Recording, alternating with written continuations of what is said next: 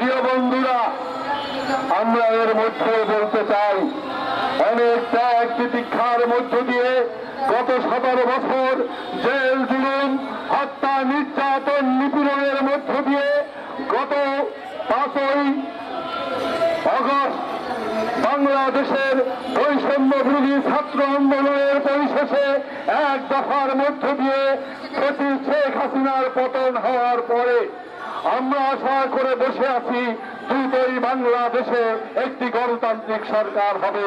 ইতিমধ্যে তাই হয়েছিল।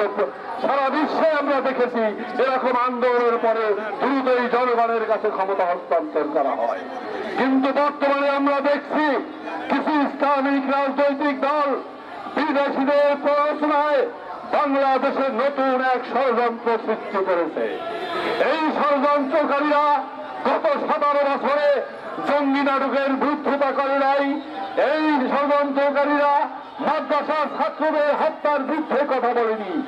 এই ষড়যন্ত্রকারীরা দেলোয়ার হোসেন সাইদির মতো একজন মানুষকে হত্যার বিরুদ্ধে কথা বলেনি।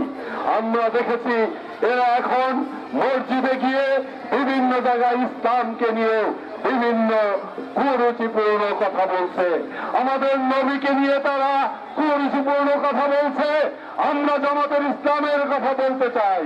তারা বলছে মসজিদে যদি জামাতের রাজনীতি করতে না দেওয়া হয় তাহলে সেখানে কোরআন তেলাওয়াত করতে দেওয়া হবে না। 18 কোটি মানুষের দেশে এই দেশটা যে জামাত দেখিয়েছে তার জন্য তার পরিণতি ভোগ করতে হবে। প্রিয় বন্ধুরা, আর একটা দল গত 17 বছর শেখ হাসিনাকে হাত পাখা দিয়ে বাতাস করেছে ইসলামিক আন্দোলন। তারা বলেছে, এক ভাই বলেছে কোরআন শুভঙ্করের ফাঁকি।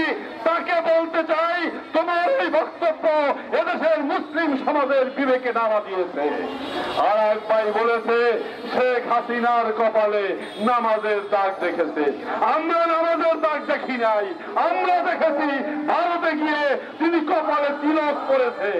আমরা দেখেছি এয়ারপোর্টে গিয়ে এক ইমুনুয়েল ম্যাক্রোর সঙ্গে তিনি জড়াজড়ি করে গালে চুমু খেয়েছে। মুসলমান হয়ে তার জন্য ভিক্ষা চালায়। তোমরা আজকে যে ষড়যন্ত্র করছো, এই ষড়যন্ত্রের বিরুদ্ধে আমরা বলছি তোমরা পিআই নিয়ে গণভোট পাচ্ছ। আমরা নতুন প্রজন্ম আজকের এই প্রেস ক্লাব থেকে দাবি করছি আগামী দিনে বাংলাদেশে গণভোট হবে।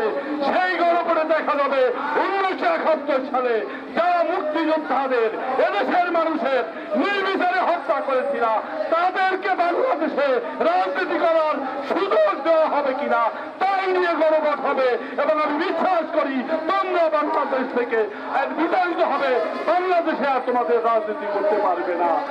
নতুন প্রজন্মের প্রতি এই প্রত্যাশা রেখে আমি আমার বক্তব্য শেষ করছি। বাংলাদেশ জিন্দাবাদ। শহীদ